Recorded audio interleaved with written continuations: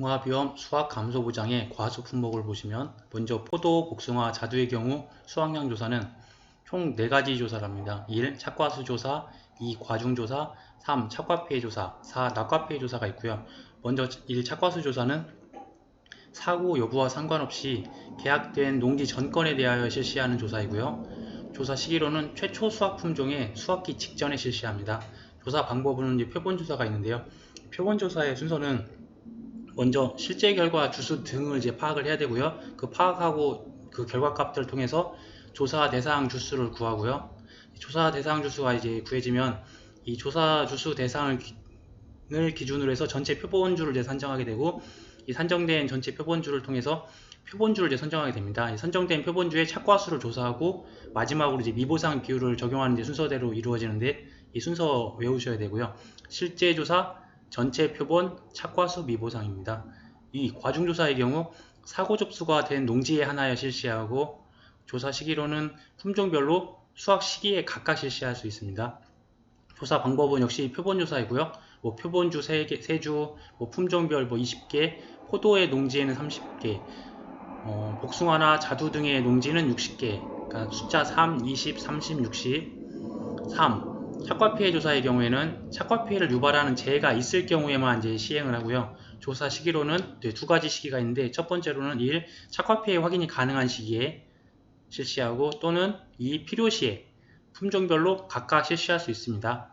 착과수 확인은 표본조사로 역시 표본조사로 조사를 하고요. 4. 낙과피해 조사의 경우에는 착과피해 조사 이후에 낙과피해가 발생한 농지에 실시를 하고요. 낙과피해 확인이 가능한 시기에 조사를 하게 됩니다. 조사 방법으로는 낙과수 확인은 표본조사가 원칙입니다. 그래서 4개 다 표본조사가 원칙인데, 유일하게 전수조사는 낙과피해 때만 한다는 거. 여기서 말하는 전수조사는 농지 내 전체 낙과를 품종별로 구분하여 조사하고, 만약 품종 구분이 어려운 경우에는 전체 낙과수를 먼저 세고, 이 전체 낙과수 중에서 100개 이상 표본을 추출하여 품종을 구분하게 하는 방식입니다. 그리고 유자 품목 같은 경우에는 교재의 업방에 따르자면 1. 착과수 조사, 2. 과중 조사, 3. 착과피해 조사까지만 내용이 있고요. 이 낙과피해에 관한 내용이 없습니다. 그래서 유자 같은 경우는 착과피해 또는 착과피해 구성 조사까지만 한다는 거. 그리고 반품목을 보시면 수확 개시 전 조사와 수확 개시 후 조사로 나눌 수가 있는데, 이거의 기준은 조사일이 기준인데, 이 조사일이 수확 전이면 수확 개시 전 조사, 조사일이 수확 후면 수확 개시 후 조사를 한다는 거. 공통사항으로 표본조사로 실시를 하는데, 단 표본조사가 어려울 경우에는 전수조사도 같이 시행할 수 있다는 거. 조사 방법을 보면 먼저 1. 표본조사의 원칙에 따라 표본조사를 하고요. 그리고 만약에 표본조사가 곤란할 경우에는 전수조사가 가능하고, 두 번째로 과중조사를 하고, 세 번째로는 착과피해 및 낙과피해 구성조사 둘 다 실시할 수 있다는 거. 표본은 100개 이상이고요. 착과피해 및 낙과피해를 수확 전에도 하고 수확 후에도 할 수 있는 거는 반만 해당 사항이 있습니다. 참다리 품목의 경우에 보면 마찬가지로 수확 조사일 기준으로 수확 전이면 수확 개시 전 조사를 하고, 수확 개시 후, 수확 후면 수확 개시 후 조사를 한다는 거. 먼저 수확 개시 전 조사는 표본 조사로 실시하고, 전수 조사는 없습니다. 세부적인 차이점들만 열거를 해봤는데, 앞에 부분이나 마지막 부분은 똑같고, 그 중간 부분에 특이하게 조사하는 방법을 요약해보면, 먼저 표본주별로 해당 표본주 구역의 면적을 조사하고, 이 구해준 면적, 즉 해당 구역의 착과수를 조사합니다. 그렇게 한 후에 과중조사를 하고, 과중조사 이후에 착과피해 구성조사를 실시하게 됩니다. 수확 개시 후 조사의 경우에는 위의 내용하고 똑같은데, 단순하게 착과피해만 조사를 했다가 수확 개시 후니까 낙과피해에 대한 조사도 내용이 들어간다는 거. 내용을 보면 가로에 해당 구역 착과수 및 낙과수 조사를 하고, 그리고 과중조사 전에 낙과수 조사를 하고, 과중조사를 하고, 그리고 낙과피해 및 착과피해 구성조사를 실시한다는 거. 윗부분에 비해서 후에는 낙과피해에 관련된 내용이 추가되어 있습니다. 나머지 다른 품목들도 마찬가지라고 보시면 되세요. 다음 품목으로 대추 매실을 보시면 수확 개시 전 조사와 수확 개시 후 조사가 그 조사일 기준으로 해서 그 시점에 따라서 그 조사들을 하고요. 먼저 수확 개시 전 조사는 역시 표본조사로 실시하고 전수조사는 없습니다. 특이사항으로는 조사 방법 중에 1. 표본조사를 하는데 이 표본조사를 개수를 세지 않고 착과 과실수 무게를 조사하게 됩니다. 그리고 매실의 경우에는 품종별로 비대 추정 지수를 조사하게 되고요. 두 번째로는 착과 피해 구성 조사를 실시합니다. 이거는 이제 개수로는 100개 또는 1000g 또는 1kg이 되겠죠.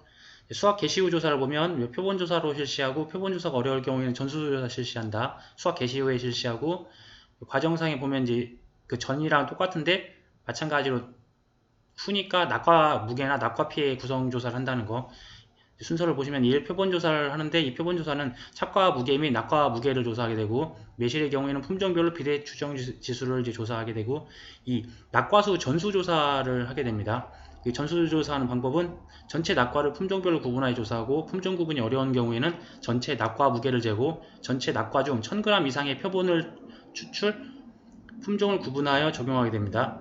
세 번째로 착과 피해, 낙과 피해 구성 조사를 둘 다 실시합니다. 마찬가지로 그 개수로는 100개 또는 1000g이고요. 이제 오미자 품목에 보면 오미자 품목의 수확량 조사는 역시 수확 개시 전 조사와 수확 개시 후 조사를 할 수 있는데 조사일 기준으로 수확 개시 전이면 수확 개시 전 조사, 수확 개시 후면 수확 개시 후 조사를 하게 되고요. 이 위에 부분은 마찬가지로 표본 조사로 실시하고 전수 조사는 하지 않습니다. 수확 개시 전에는. 그리고 특이사항으로는 이 표본 조사하는 데 있어서 이 표본 구간을 정하는데 이 표본 구간은 유인틀 길이 방향으로 1m고 그 유인틀 길이 방향 1m에 대한 착과 무게를 조사하게 됩니다. 여기서 이제 기준이 된 이 착과 피해 구성 조사를 실시하게 되는데 단위는 3000g 이상이어야 되고요. 수학 개시 후 조사 같은 경우는 이제 표본 조사로 실시하고 표본 조사가 어려울 경우에는 전수 조사를 실시한다는 거 수학 개시 후에 실시하고 이제 마찬가지로 낙과가 있으니까 낙과 피해 조사가 들어간다는 걸 주목해서 보시면 되고요. 순서로 보면 1. 표본조사. 이 표본조사에는 이 표본 구간을 정하게 되고 이 표본 구간은 유인틀 길이 방향으로 1m가 되고요. 이 1m 안에 있는 착과 무게를 조사하고 그리고 또 낙과 무게까지 조사합니다.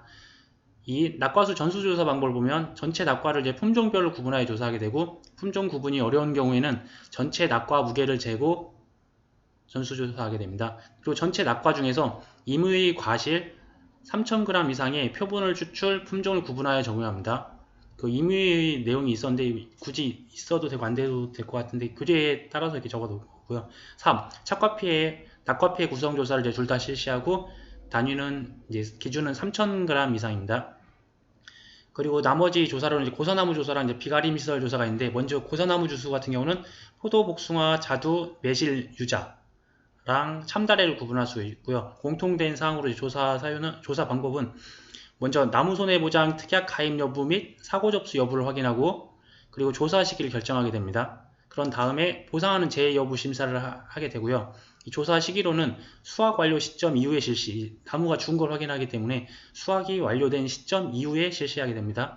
그리고 대신 고려사항으로 나무 손해보장 특약 종료 시점을 따로 이제 고려해야 되고요.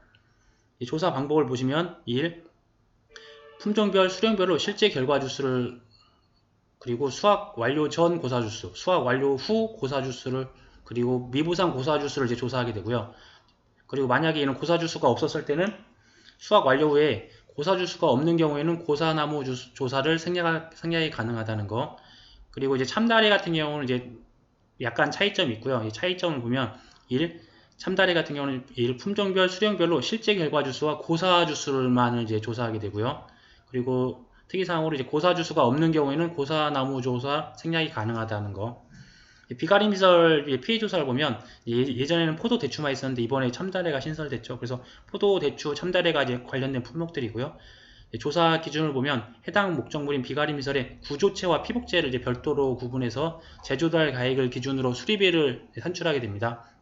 그리고 평가 단위는 물리적으로 분리 가능한 시설, 즉 일동을 기준으로 보험 목적물별로 평가하고요. 조사 방법은 1. 피복제의 경우에는 피복제의 피 면적을 조사하고 구조체 같은 경우는 1.